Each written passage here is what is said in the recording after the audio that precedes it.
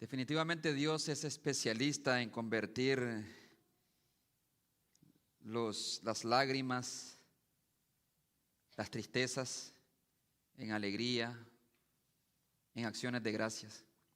Por eso es que a pesar de cualquier situación que nosotros estemos viviendo a nivel personal, familiar, debemos de mirar al cielo y reconocer de que no estamos solos.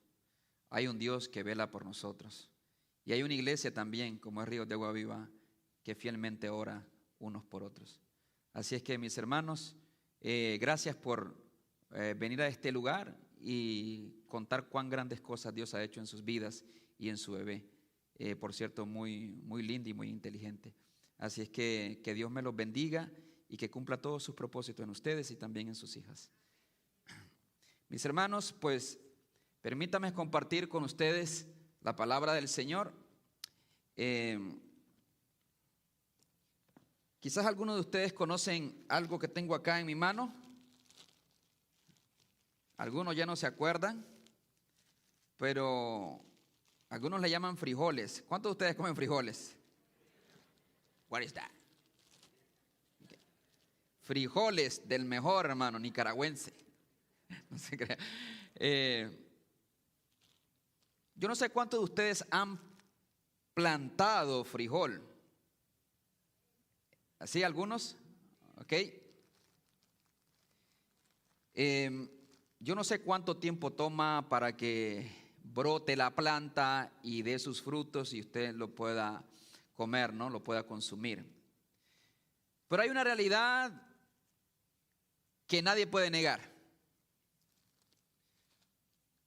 Si yo no tomo estos frijoles, los saco de esta pequeña bolsita y los tiro a la tierra, al campo, no puede producir nada de fruto.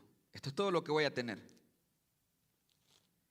Cuando Dios quiere multiplicar, cuando Dios quiere expandir su reino, Dios tiene que esparcir a su pueblo. Se lo voy a repetir porque es la base de mi sermón. Cuando Dios quiere expandir su reino, Dios esparcirá a su pueblo. Y para ello quiero que vaya conmigo a las Escrituras, ahí al libro de los Hechos, capítulo 8.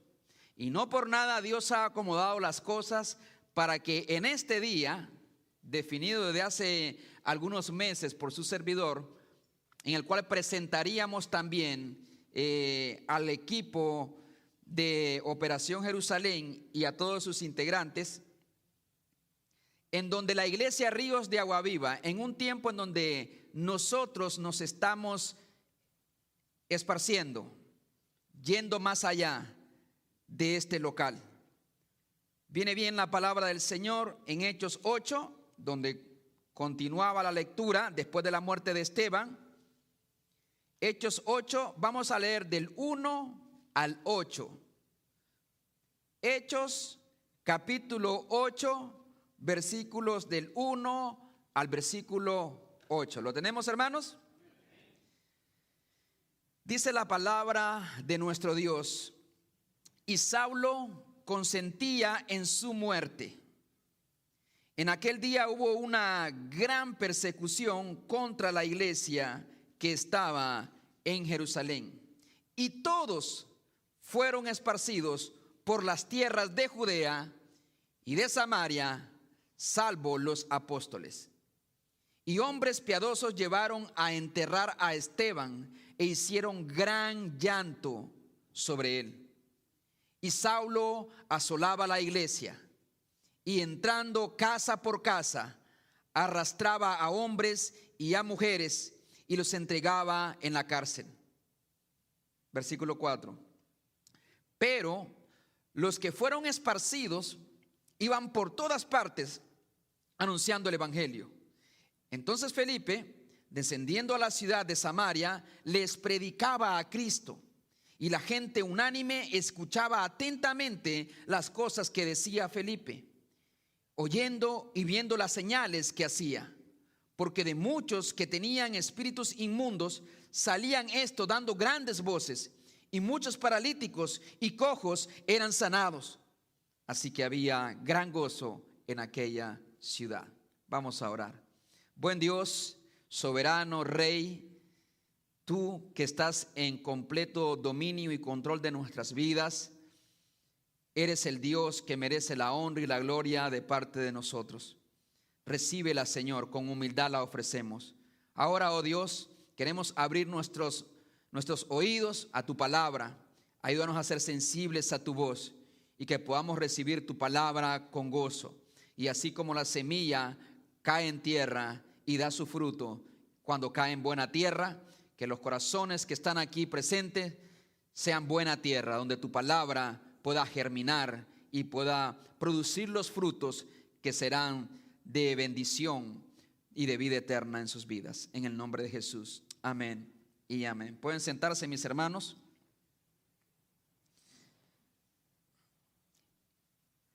Una de las palabras que usted va a tener que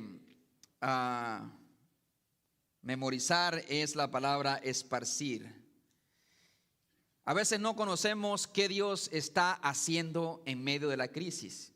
Pareciera que no tiene sentido. Nosotros no hubiéramos elegido ese camino. Mientras miraba la película de David, esta movie que acaba de salir para los niños, mientras David huía de Saúl, en algún momento yo le dije a mi esposa, yo no sé por qué Dios tuvo que escoger este camino para David. O Dios permitió que David atravesara por tanto dolor, persecuciones, hambres, angustias. ¿Por qué Dios permitió todas estas cosas? Lo sabemos al final. Dios estaba formando la vida de David. Antes de la corona tenía que formar su corazón. Porque una corona sin corazón puede resultar en la experiencia de Saúl. Te apartas de Dios y haces más daño que bien. Por lo tanto, Dios siempre está en control. Dios siempre tiene un plan, entreteje su plan en medio de la adversidad. Así es que quiero hablar sobre este tema, esparcidos para multiplicarse. Y creo que para Ríos de Agua Viva es un tiempo de esparcirse. Cuando Dios quiere ir gobernando otras áreas en tu vida, va a tener también que esparcir su palabra en unas zonas donde a veces no les prestabas atención. A veces puede ser con tus hijos, la manera en cómo lo tratas. A veces puede ser en tu trabajo, la manera en cómo lo haces. A veces puede ser en la manera en cómo hablas. Pero el reino de Dios se está estableciendo en la vida, en la ciudad de Jerusalén. Ya se había establecido en realidad, pero el plan de Dios no terminaba ahí. Recordemos que es Dios el que está guiando a su pueblo en medio de las victorias, en medio de los éxitos, en medio de las amenazas y en medio de las persecuciones. Dios está orquestando, Dios está guiando a su pueblo para que cumpla el plan de Dios. Y aún en medio de las acciones perversas de los líderes religiosos de aquel tiempo, Dios aún podría utilizar esos actos perversos y pecaminosos, dañinos contra la iglesia, para cumplir sus propósitos. Por eso, hermano, nosotros podemos gozar de la paz de Dios a pesar de lo que estemos viviendo. Miremos cómo Dios logró esparcir a su pueblo a través de esta experiencia que están viviendo en Jerusalén en el capítulo 8. En primer lugar, quiero hacer notar que el plan humano a través de la persecución era la destrucción. En segundo lugar, el plan divino a través de la persecución era la dispersión. Y por último, el propósito de Dios con la dispersión era la expansión. Y lo vamos a ver en ese orden. Primero, los intentos de destrucción. Luego, la dispersión revelada por las Escrituras. Y por último, cómo se expande el reino de Dios en otras regiones donde no hubiese llegado la palabra de Dios si no hubiese sido a través de la dispersión del pueblo de Dios. Hermanos, así como le mostraba en esta hora, estos granos aquí en esta bolsita, no podemos pensar que vamos a reproducirnos y que vamos a multiplicarnos si solamente permanecemos aquí adentro. La iglesia de Dios, la iglesia de Cristo, no fue creada para esperar a que la humanidad venga a nosotros, sino Dios espera de que nosotros vayamos. Por tanto, ir y hacer discípulos. No esperar a que ellos vengan, sino ir a ser discípulos. Por lo tanto, Dios va a cumplir su propósito a través de la dispersión de la iglesia primitiva. Notemos el primer punto en el capítulo 8, versículo 1. Y Saulo consentía en su muerte. ¿La muerte de quién? La muerte de Esteban, lo que hablábamos el domingo pasado. Y en aquel día hubo una gran persecución contra la iglesia que estaba en Jerusalén. Notemos en primer lugar, hermano, que el cristianismo ha sufrido amenaza desde sus orígenes. La muerte de Esteban no satisfizo la furia demoníaca de los líderes y de algunos miembros del pueblo de Israel. Porque cuando la religión pone una venda en tus ojos, no eres capaz de discernir entre lo bueno y lo malo, entre lo santo y lo profano, entre lo que honra a Dios y lo que simplemente honra a una religión, responde a los intereses de una iglesia o de una denominación. Y es trágico, hermanos, es trágico de que el ser humano vive cayendo una y otra vez en este error tan común.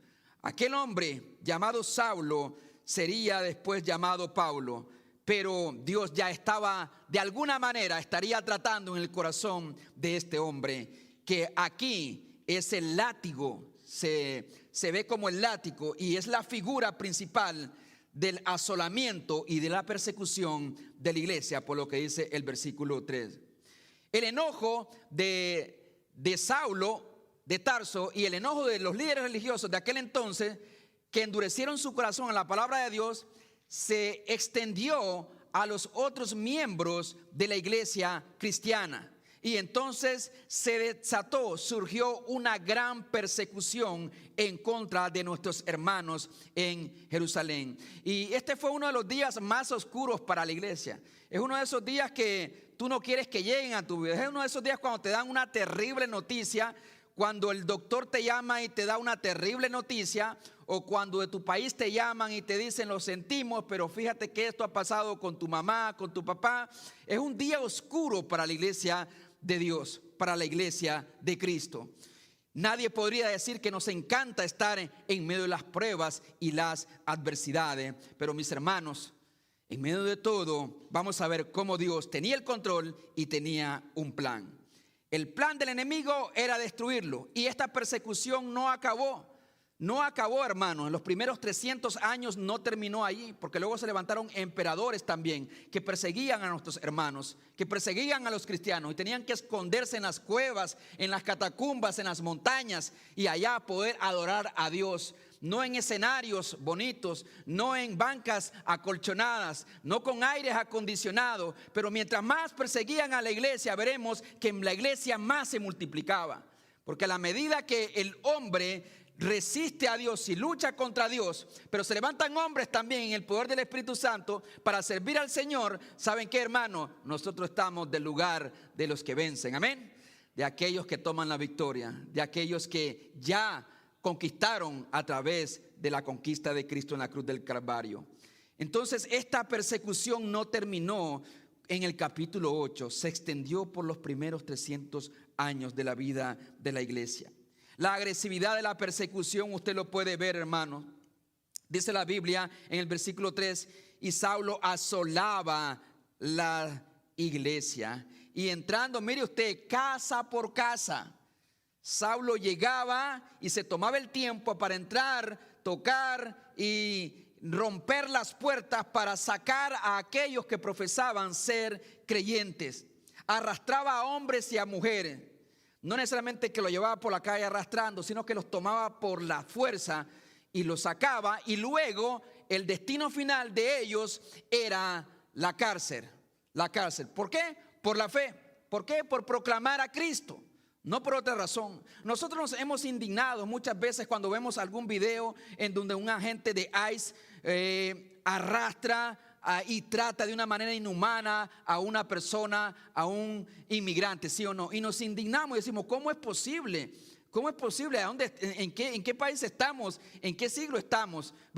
No cuestionamos el tema de que no tenemos a veces derechos, digamos, de reclamar por nuestro estatus, pero la manera inhumana en cómo se trata al ser humano debe de ser descalificada y denunciada por todos en realidad, sin importar el partido político. El tema es que nos indignamos, pero imagínense usted que eso era lo que pasaba con nuestros hermanos allá en Jerusalén, y el único delito que ellos habían cometido no era un estatus migratorio, no era haber cruzado la frontera. El único delito que habían cometido es simplemente creer en la persona de Jesucristo.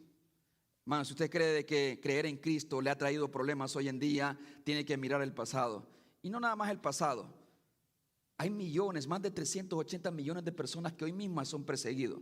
Solamente que nosotros vivimos en otra parte del mundo, en el occidente, donde aquí por cultura muchos somos cristianos o son cristianos por cultura.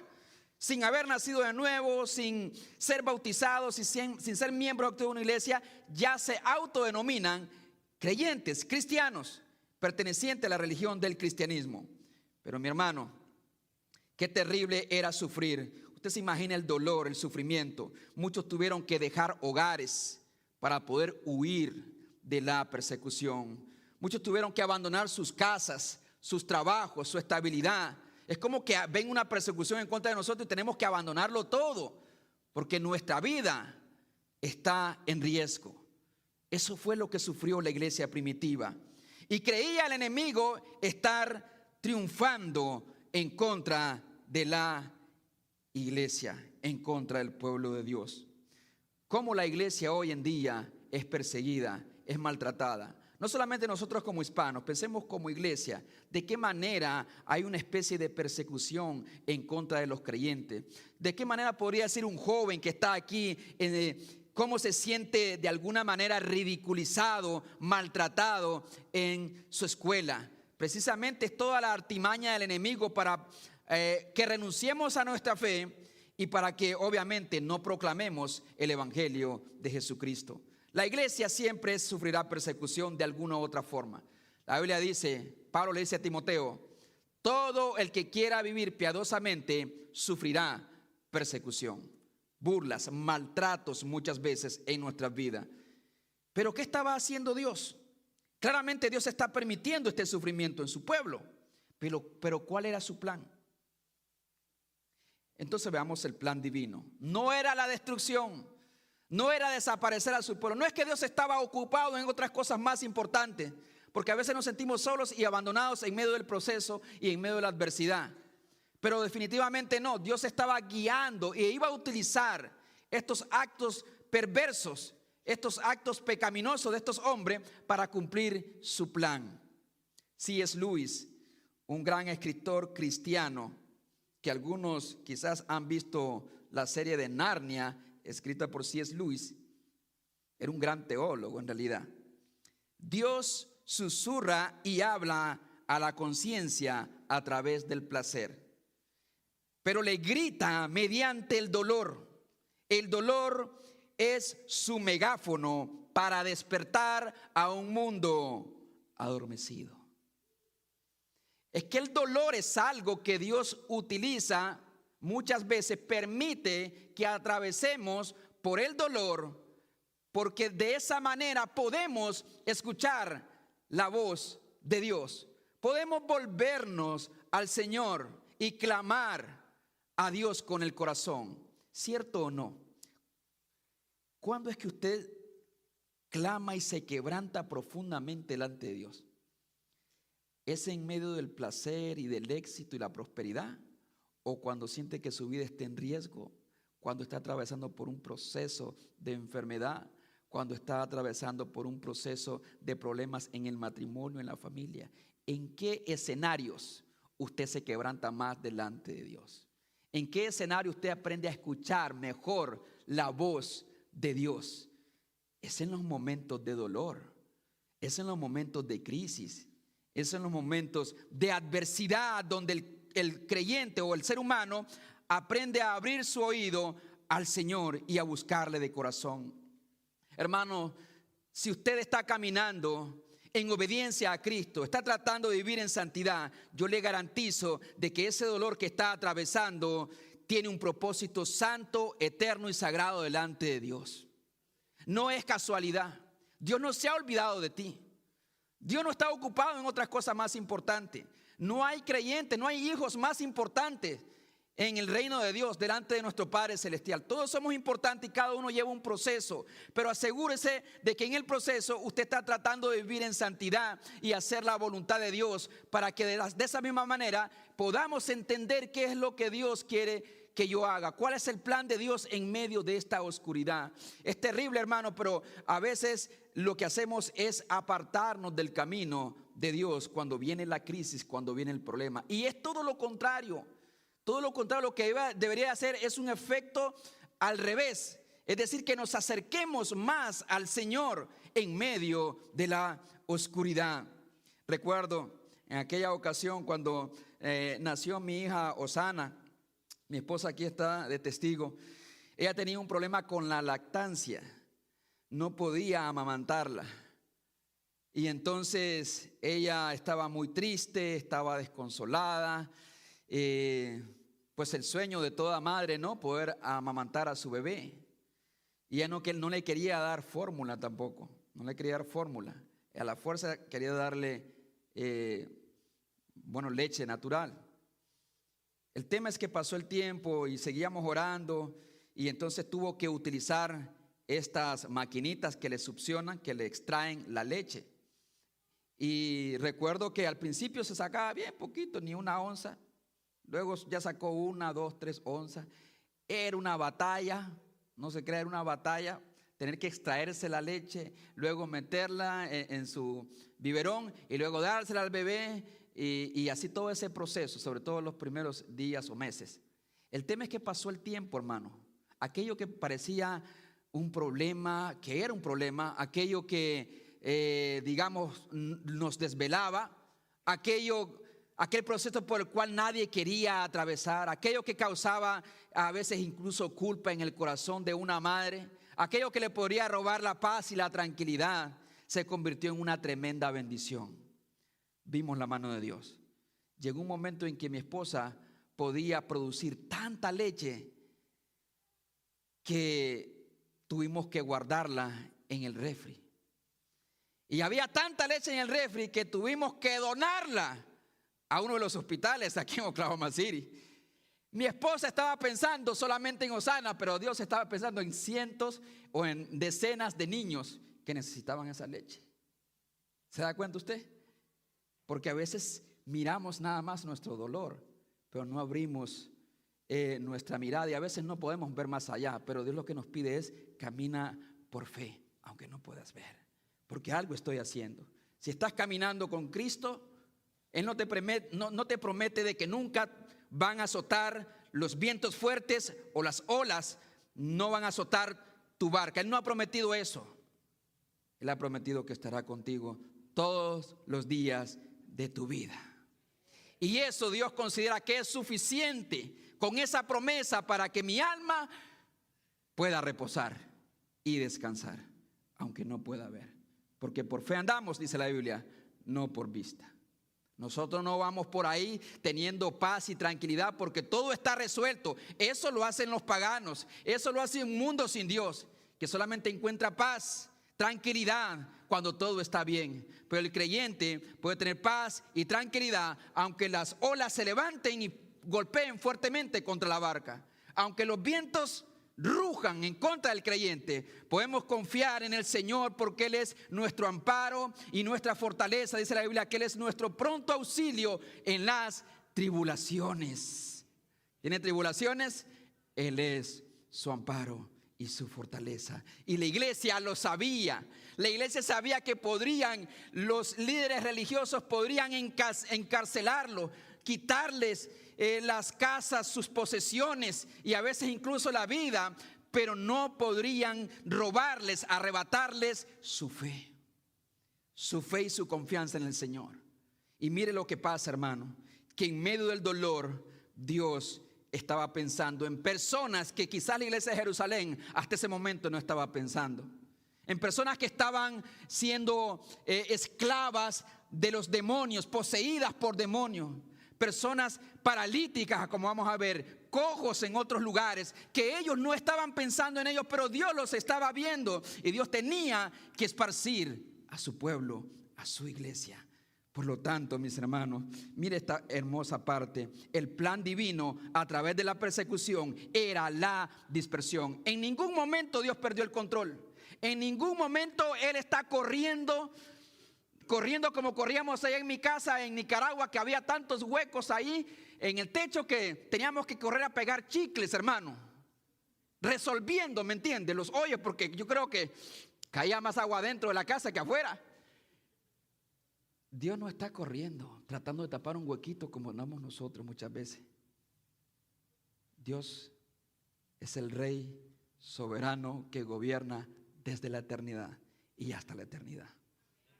Y yo puedo descansar en ese Dios.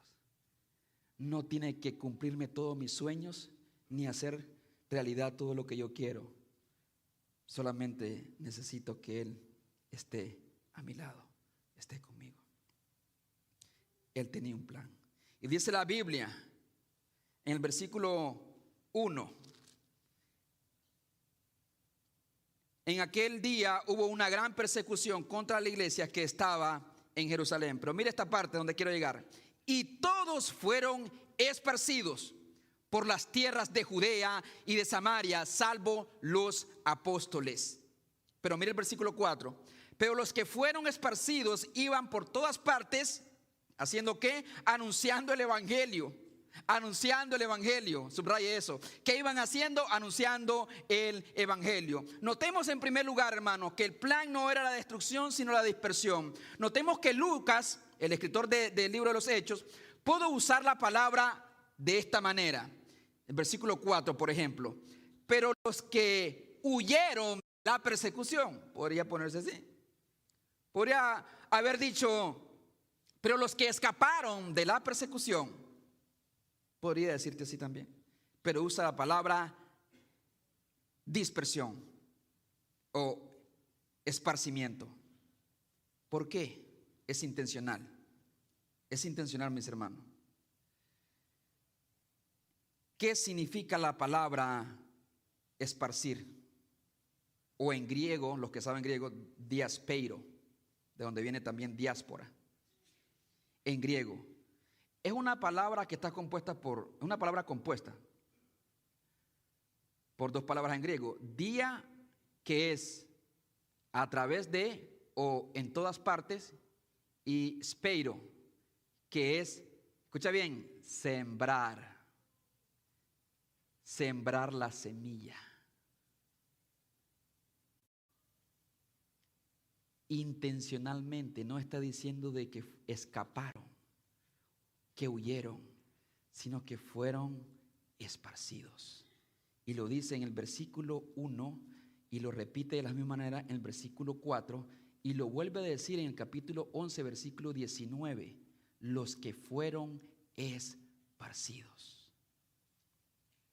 Esto es importantísimo porque Lucas nos está diciendo a nosotros que no fue que simplemente que escaparon, sino que fueron sembrados como semillas en distintos lugares, en distintos contextos, entre distintas personas. Dios tomó al grupo de creyentes y los sacó de la bolsita que estaban bien acomodados quizás en Jerusalén. Y entonces Dios hizo esto, los esparció. De hecho, es una palabra que en el original, en la cultura judía, era una palabra que identificaba a un agricultor que tomaba la semilla y la esparcía para que diera su fruto. Es increíble, eso es lo que Dios está diciendo. Podríamos entonces traducir fácilmente y legítimamente: los que fueron sembrados en diferentes partes. Creyentes perseguidos eran la semilla del reino de Dios en otras regiones donde Cristo no había sido todavía anunciado. No eran simples creyentes huyendo del peligro por el miedo. Eran semillas plantadas para que llevaran el fruto glorioso del Evangelio de Jesucristo. Eso es lo que está haciendo Dios, porque Dios tenía un plan, un propósito para su pueblo, para las personas que estaban cerca de Jerusalén, pero también para nosotros, los que estábamos lejos de Jerusalén. Fueron esparcidos según el plan ordenado de Dios. Miren lo que dice el versículo 1. Dice la palabra del Señor así, en la segunda parte. Y todos fueron esparcidos, ¿por dónde? Por las tierras de Judea y de Samaria. Lucas nos está diciendo que lo que prometió Cristo en Hechos 1:8 se está cumpliendo en Hechos 8:1. Hechos 1:8, ¿qué dice? Y me seréis testigos en Jerusalén, en toda Judea, en Samaria y hasta acá, hasta lo último de la tierra. Y ese es el bosquejo de Hechos en realidad. Nosotros a partir del capítulo 8 vemos cómo Dios está haciendo esa transición de Jerusalén a Judea y Samaria. Hechos 1:8 se ve más claro en Hechos 8:1. La maravilla de las Escrituras y lo que Dios está haciendo. Me seréis testigo en Jerusalén, en toda Judea, en Samaria, hasta lo último de la tierra. Hechos 8:1 dice, y todos fueron esparcidos por las tierras de Judea y de Samaria. Porque Lucas tiene la intención de dar a conocer que este es el plan de Jesús. Y no se ha salido de control ni un solo segundo. ¿Por qué no menciona a Galilea? ¿Por qué no menciona que fueron esparcidos a Capernaum, a Damasco? O aquí incluso no menciona que fueron esparcidos en Antioquía, como lo dice Hechos 11:9, porque no es el propósito de Lucas todavía. Vemos a un Dios guiando aún en medio de la adversidad. El plan no estaba bajo el control de los hombres, es lo que nos muestra, está bajo el control de Dios. ¿Quién esparció a la iglesia? ¿Quién dispersó? ¿Quién plantó a los creyentes en diferentes lugares, en toda Judea y en Samaria, como estamos viendo hasta ahora? ¿Quién lo hizo? ¿Fue el hombre? ¿Fue Roma? ¿Fueron los líderes religiosos? ¿Fue Saulo por celo religioso que perseguía a la iglesia? Detrás de todo fue Dios. Dios estaba esparciendo. Es el Señor de la mies. ¿Recuerdan cuando Jesús dijo, rogad pues al Señor de la mies para que envíe obreros a su mies? Él es el Dios, Él es el agricultor, por decirlo así, que está tomando la semilla de la iglesia y la está esparciendo en diferentes direcciones para que lleve fruto. Hermanos, eso es lo que exactamente, algo similar está ocurriendo ahora mismo en este tiempo. Porque Dios lo hizo en un tiempo preciso. Era el tiempo de esparcirse. No era el tiempo de estar más ahí calientitos y cómodos en Jerusalén. Dios dijo, ha llegado el momento, ya están listos, ya están preparados, ya saben las doctrinas, ya conocen el Evangelio. Es hora de que se esparzan, plantarlos en otro lugar. Y eso es lo que está pasando en Ríos. Es increíble, yo nunca pensé que este texto lo iba a predicar ahora con ustedes. Pero Dios acomoda las cosas de tal manera que si alguno tiene oídos para oír, que oiga lo que Dios tiene para su iglesia. Esparcir es la palabra clave. El texto revela, mi hermano, la notable providencia, es decir, Dios obrando a través de las acciones y circunstancias para llevar a cabo sus propósitos, sin dejar de hacer responsable obviamente a las personas por sus propios actos. Los adversarios creían estar destruyendo a la iglesia y sepultándola, pero Dios la estaba edificando y Dios la estaba expandiendo. La persecución pretendía reducirla, Dios la usó para expandirla. La persecución pretendía desaparecerla y Dios la usó para movilizarla a otras regiones. El plan de Dios es maravilloso, pero a veces no podemos ver la imagen completa. no podemos ver. ¿Por qué estás pasando ahora y no puedes ver la imagen completa? Asegúrate que te dejas guiar por Jesús. Asegúrate de estar caminando ahí cerca de Cristo y no te pierdas. Porque de otra manera, no solamente vas a añadir más dolor a tu vida, sino que te vas a perder y no vas a poder encontrar el camino. Pero el propósito no era más expandirlo o dispersarlos, sino que dice el versículo 4, pero los que fueron esparcidos iban por todas partes haciendo ¿qué? Anunciando el evangelio. La intención de los grupos en casas es esparcir la semilla. Los hermanos que van a abrir sus casas, ellos son la semilla. Pero tiene que hacer algo la semilla, es predicar, anunciar el evangelio. Y ese es el propósito de los grupos. No nada más tener coinonía, comunión, sino también proclamar el evangelio de Jesucristo. Porque podemos estar en medio de personas que no conocen a Cristo y aún así no proclamar el evangelio. No era solamente esparcirlo, sino también que la iglesia debía asumir su responsabilidad.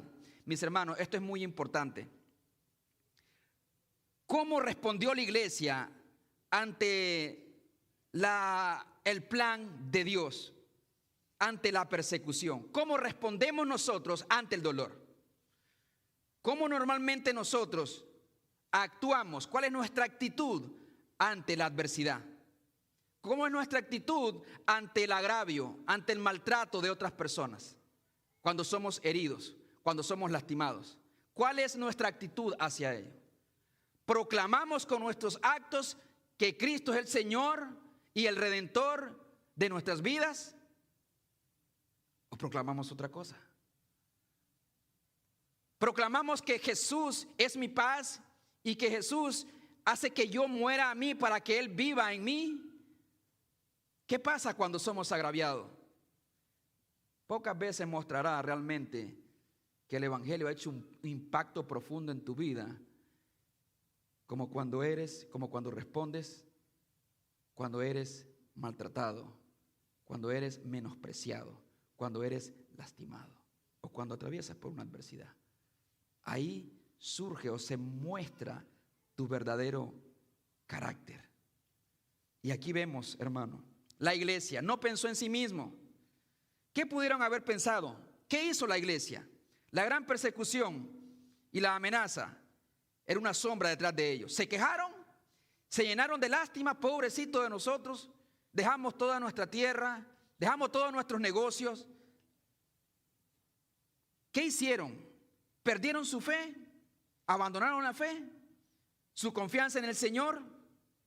¿Se llenaron de temor, de tristeza y de conmiseración? No puedes controlar lo que está pasando a tu alrededor, muchas cosas de las que están pasando a tu alrededor, pero sí puedes controlar tu actitud y cómo lo enfrentarás.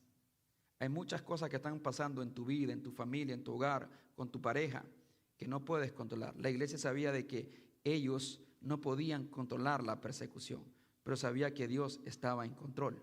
Entonces pudieron responder como se espera que responda la iglesia. Definitivamente era una iglesia que ya estaba lista para ser esparcida. Era una iglesia que estaba lista para ser esparcida. Era tiempo de proclamar, pero para proclamar debían entender algunas cosas básicas. Entendieron que estaban siendo plantados por Dios para que ellos sembraran la palabra de Dios en donde Dios los había enviado. Entendieron que la gente donde ellos habían sido enviados necesitaban escuchar el amor y la gracia salvadora de Jesucristo. Entendieron que lo más importante no era la comodidad, el confort y la prosperidad en este mundo o la seguridad en Jerusalén. Entendieron que lo más importante era el cumplimiento del plan de Dios y la salvación de los pecadores. Era una iglesia que pensaba en beneficio de los intereses, primeramente, del reino de Dios. Entendieron que la misión no era tampoco solamente de los líderes que tenían que predicar, sino de todos los testigos de Cristo. Porque quienes proclamaron el evangelio. De hecho, vemos en el versículo 5 que habla precisamente de Felipe, el otro diácono de la iglesia. ¿Quién predicará el evangelio si Dios se lleva al pastor Carmona? ¿Se quedarán sin palabra? Bendito Dios, aquí en Ríos no. Hay muchos que pueden predicar, hay varios que pueden predicar y otros que están en la formación de predicadores. Gloria a Dios por eso. Se ve cómo los líderes habían hecho un buen trabajo de discipulado, de entrenamiento también con aquellas personas. Y Dios quisiera, y Dios puede usar a cualquier persona. Y créame que predicar no es nada más pararse acá y anunciar. Predicar o anunciar es también en el trabajo, mientras comes con tus amigos, mientras vas de camino. Ellos estaban anunciando el evangelio. No era la tarea del pastor, era la tarea de la iglesia, que incluye también al pastor. La proclamación del evangelio en lugares y en otras regiones donde nadie había pensado quizás en Jerusalén. Y por último, mire lo que dice el versículo del 5 al 8. Dice la palabra del Señor. Entonces Felipe descendió a la ciudad de Samaria, descendiendo a la ciudad de Samaria, les predicaba a Cristo. Ahora ya salimos de Jerusalén y pasamos a Samaria. Y la gente unánime escuchaba atentamente las cosas que decía Felipe, oyendo y viendo las señales que hacía. Porque mire, de muchos que tenían espíritus inmundos salían estos dando grandes voces, y muchos paralíticos y cojos eran sanados. Así que había gran gozo en aquella ciudad. Qué interesante. Había llanto y lamento en Jerusalén, obvio. Tus hijos sufriendo, tus padres sufriendo, abandonando tu hogar. Pero había gozo en Samaria. Había gozo en Samaria. Y a veces es la paradoja del creyente. Mientras unos sufren por llevar el evangelio o por hacer la voluntad de Dios, trae gozo también a otras personas a la misma vez. ¿Cómo pudieron haber escuchado la palabra de Dios? Como dice la Biblia que habían aquí algunas personas que escuchaban atentamente, Dios respaldando a su siervo, a Felipe. Vemos también a un Dios obrando a través de Felipe, porque dice que muchos eran liberados de espíritus inmundos. Entonces, espíritus que lo habían mantenido prisioneros, atados, quizás por meses o años. ¿Cómo podrían ser libres si no se les predicaba, se les anunciaba a Cristo? Entonces la iglesia tomó esta responsabilidad de que aunque estaban atravesando por un momento difícil, entendieron de que Dios estaba en control y Dios era el que los había enviado a ese lugar. Y entonces asumieron la responsabilidad de predicar a Cristo con fe y en el poder del Espíritu Santo. Porque aunque algunos fueron encarcelados, la misión nunca se detuvo.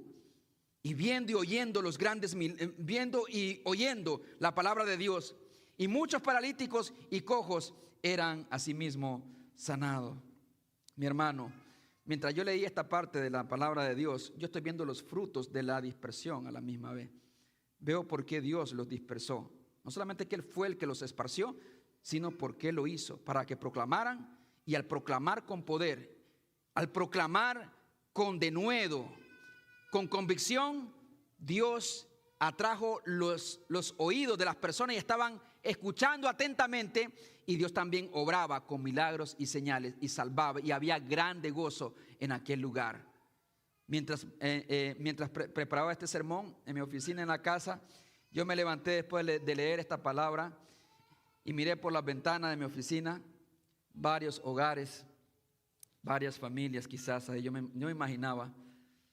Hay un niño que vive al otro lado de nuestra casa que se llama Andrew, y hubo un tiempo en que yo miraba a la pareja, a sus padres ahí afuera, y después de un tiempo me di cuenta que se habían separado. Ahora el niño va con frecuencia a jugar, se tira la cerca y va con frecuencia a jugar con mis hijos. Yo me ponía a pensar, la gente trae una risa dibujada en su rostro, suben las mejores fotos en el perfil, pero solamente ellos saben lo que están sufriendo en el hogar, en la intimidad, y saben que nada, a veces no tienen respuestas en este mundo. A veces van con una persona o con otra buscando una ayuda, un auxilio, y lo que hacen es hundirse más, porque no buscamos de Cristo. Y miraba así por la ventana, decía, en aquella casa, ¿quién vivirá? Sé que la inmensa mayoría de los que están ahí son americanos. ¿Qué estarán viviendo? ¿Qué estarán pasando? ¿Qué estaba pasando esta gente en Samaria? Estaban siendo esclavizadas por el enemigo. Algunos estaban cojos y no encontraban sanidad, otros paralíticos y no podían caminar y no encontraban sanidad, hasta que llegó Felipe con la palabra de Dios. Y me puse a pensar, eso es lo que vamos a hacer en los grupos. Eso es lo que vamos a hacer. Vamos a ver nuestro vecindario, vamos a ver a nuestros amigos, y hay muchos cojos espiritualmente que no pueden caminar. Hay muchos ciegos también. Hay muchos paralíticos que no pueden dar un paso de fe. Pero por eso está la iglesia. Pero tenemos que ser esparcidos para la gloria de Dios. Por otro lado, mi hermano, si usted está atravesando por una crisis, un proceso doloroso en su vida, no crea que Dios se olvidó de usted. No crea que usted no le importa a Dios. Mire la cruz y me dice, ¿qué ve? ¿A un Cristo? ¿A un Dios hombre lacerado y humillado para darle salvación? Para que usted no esté solo en este proceso. ¿Cómo responderá a Cristo? ¿Responderá como estas personas, escuchando atentamente y entregándose a Cristo y siguiendo a Cristo? ¿O dirá como dijo alguien en una ocasión, después te escucho por poco y me persuades? Por poco y me persuades.